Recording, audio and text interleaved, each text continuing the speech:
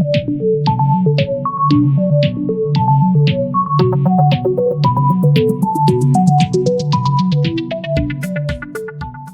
going on, Storm Chaser Gamers? Landon Media here. So today, I'm going to be going over a new patch note that just came out today, which is Hotfix 0.3.9.1565.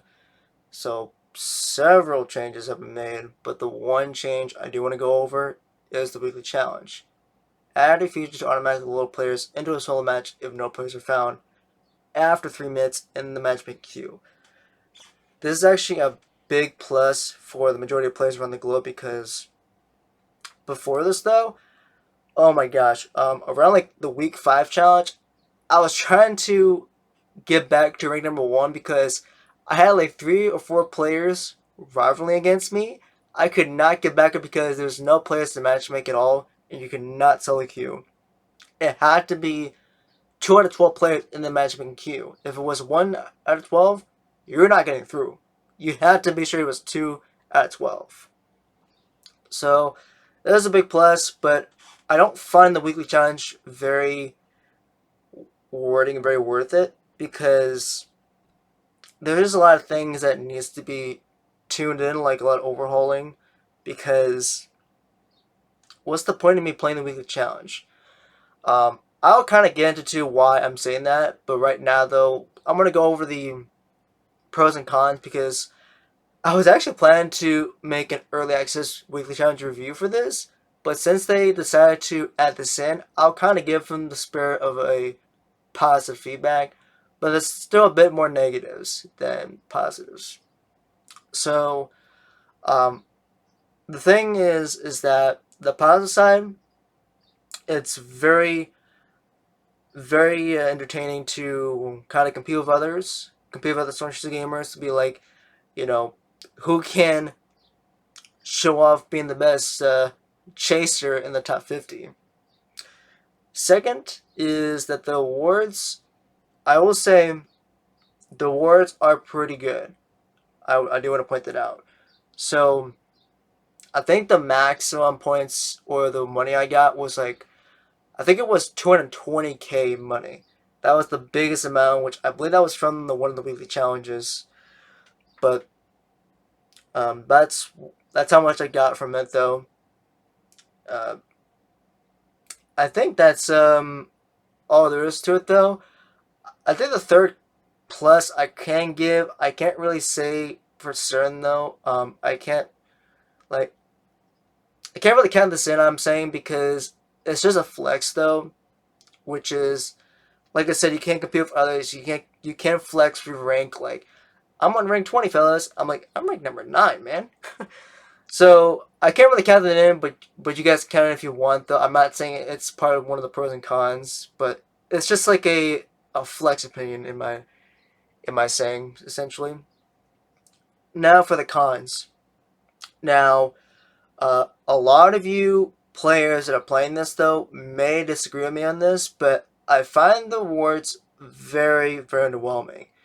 And the reason why I say that because you're only just getting money. That's it. I don't find any additional awards, even though you do get placement awards based on your rank, but I find like that very not very appealing because like as a veteran player myself, I almost got everything that I purchased though.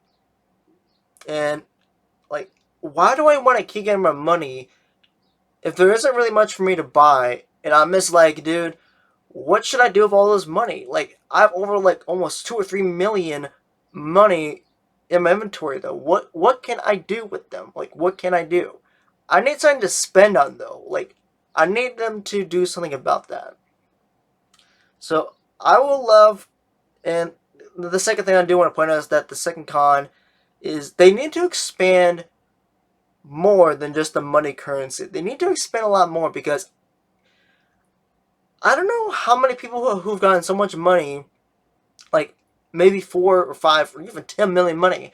I don't know how many people gotten so much, but I need something to spend on though. I don't want to keep like hoarding like so much money that I'm not gonna be able to use. Like, what's the point of me using it? I need something to spend on though. So maybe they can probably, reward you an attachment for your vehicle. I don't even know. But I need something else than just money. So if you players kind of understand where I'm going with this, I don't need just money. I need something a bit of a flex. I know rank is a flex, but I need something that's for my vehicle. That's what I would suggest for the rewards, because if there isn't really much to the weekly challenge, then what's the point of me playing the weekly challenge? What's the point?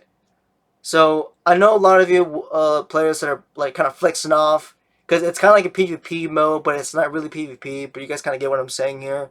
Like, you are competing against everyone else, because everyone's trying to move up a rank, go up, like, I'm gonna go up 3 ranks. I'm gonna go up like even 15 ranks from where I'm at. But I don't find this very entertaining and very, like, just very worth doing though. So they need to expand uh, more reward than just money. So attachments, whatever. I don't know what they're gonna do with this, but I feel like they need to expand a bit more. And I might be going a bit too much on this because this is still early access, and which I respect that though. But they need to expand just a bit more on the rewards. The third con that I believe that this needs to be done is that the contracts that you guys do when you guys are loading in the screen though with your menus, things like that, you have like 3 or 2 challenges coming up. I'm like,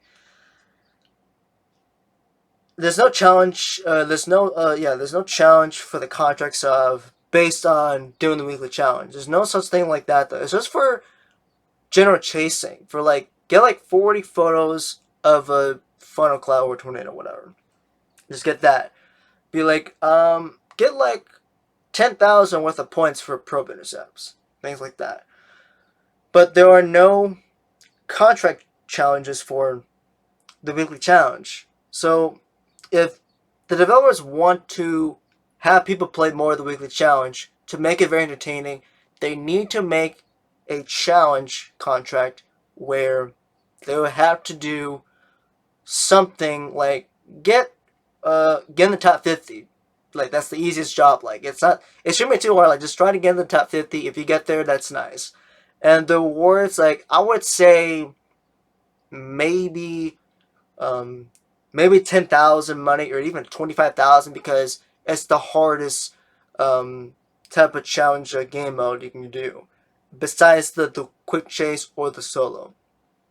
Because the reason why I'm saying that the awards from the contract should be a lot higher is because, they need to feel a lot more awards, though, a lot more value within it. Because if there wasn't that much to it though, then people are gonna say like, dude, this isn't even worth playing the weekly challenge. It's really not.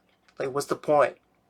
But they need to expend more on this though. So I kind of like I said, I did put more cons than positives. So that's it though. I can't really say much to it though, but that's it for the cons for the weekly challenge. To me though, for the majority of the veteran players that are playing the weekly challenge, like, some of you may have like agreements. Some of you be like, I don't care what the rewards are. I'm here to flex.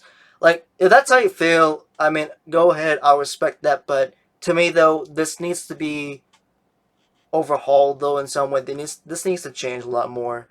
So there's that for my early access weekly challenge review.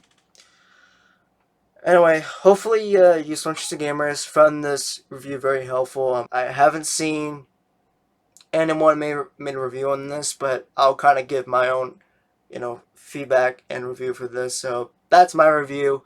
Hopefully you guys enjoyed this review.